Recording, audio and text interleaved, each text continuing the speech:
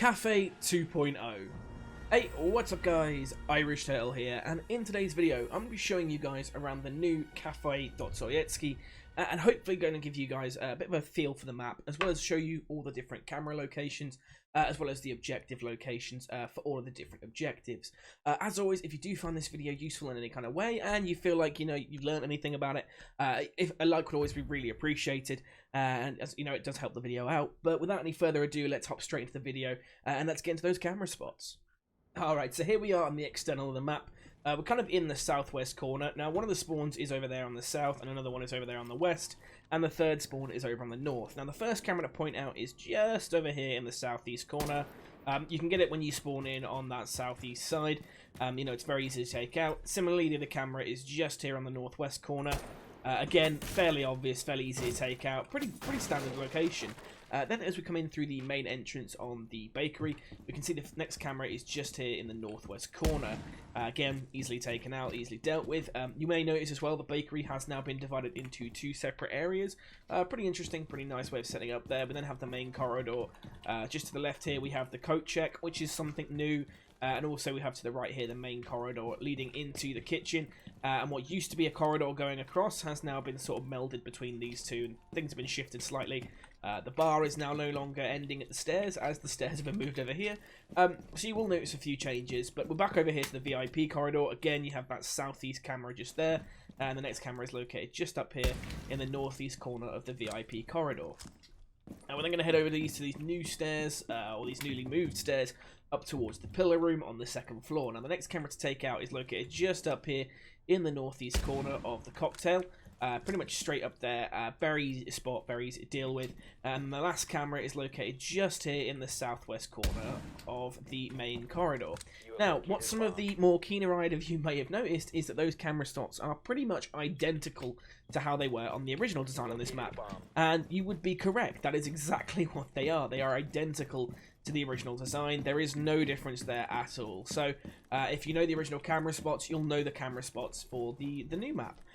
Pretty obviously. So now we're going to jump over to the objectives, and we're already back over here to the bakery, and we're going to come straight through. Now, originally there was a bomb site located in the bakery and shared with the kitchen.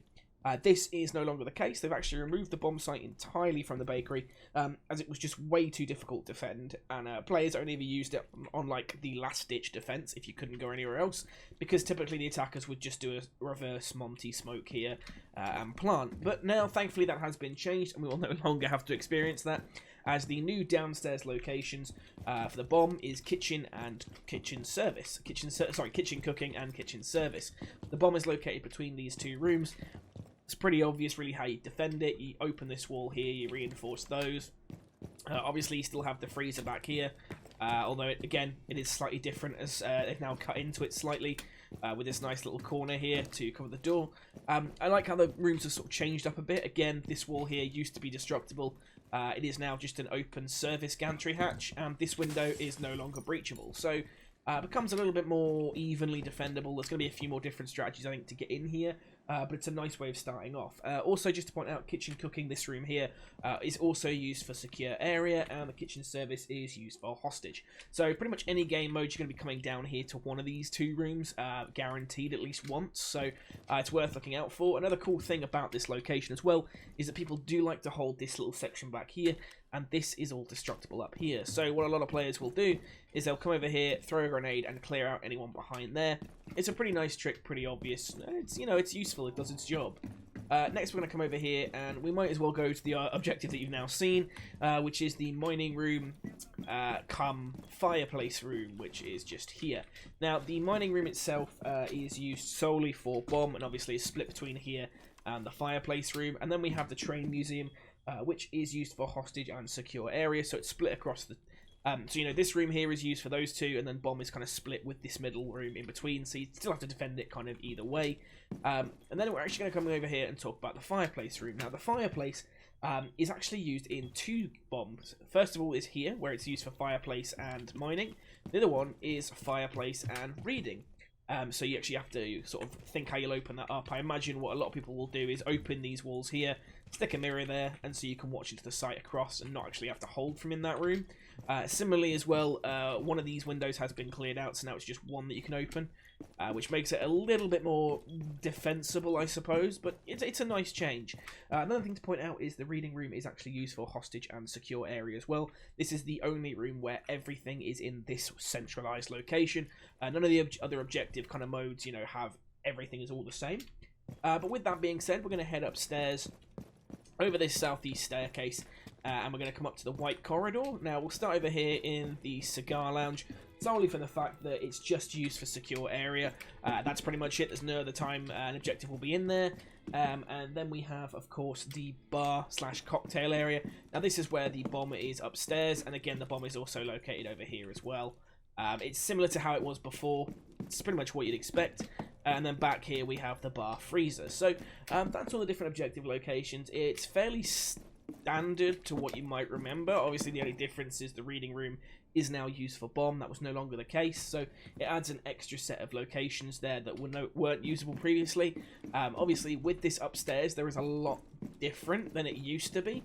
You may notice over here in the corner you have the cocktail balcony. This window here never used to be here, and it brings you out over that main door, so you can kind of do like a drop out, shoot and kill, and come back in. You know, it's nice, it's interesting. Obviously, you're going to have to go a long way around to get back, but it's there. And similarly, over here on this side, on the red stairs, along with the original trapdoor here, we also have the trapdoor located just here above the cigar balcony. This is a new spot, not really been here before, as obviously the wall would normally stop there. So yeah, it's an interesting place to drop into. Obviously it's very open, very difficult to get into, so it's going to be one of those things where you have to watch when you're dropping, and obviously a C4 underneath will get an easy kill there pretty much.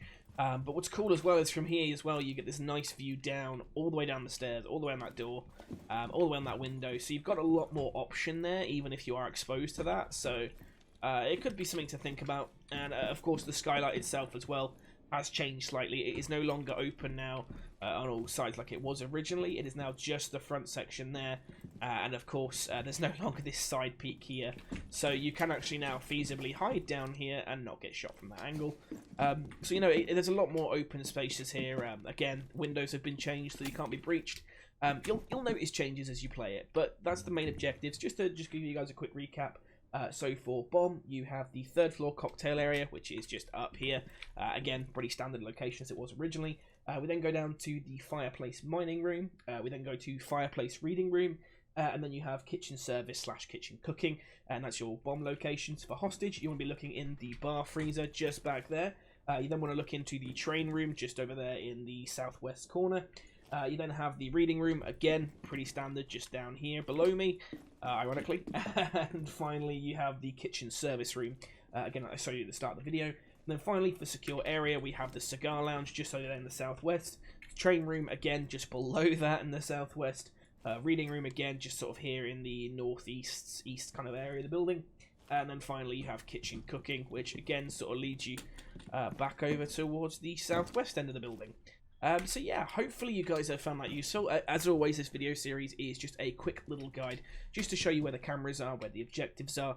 There isn't really much else to it, it's just the basics, so hopefully you find that useful. Again, if you've played a lot of Kafe, you will know a lot of the cameras, or you will know all the camera spots, realistically. The objectives are similar, not quite the same. There are a few extra ones added in there, with a few extra little changes here and there. So obviously, we can get into the freezer with the wall here. Except the wall is now facing the stairs, so that means defenders could have a flanking route here to watch and take out that. Whereas originally you could place down here, and obviously as well we have the little VIP sections. Well, it's slightly different. There's now a door here. There's a lot more cover, so it'll be interesting to see how the meta develops on this map.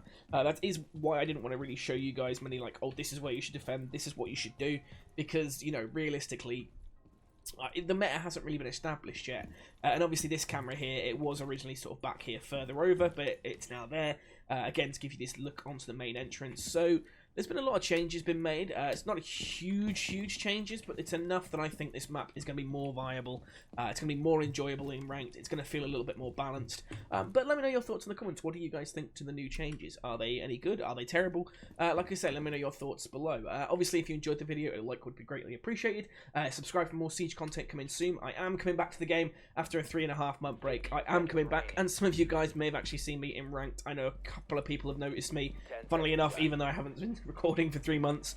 But yeah, other than that, guys, I really do hope you enjoyed the video, and I'll see you in the next one.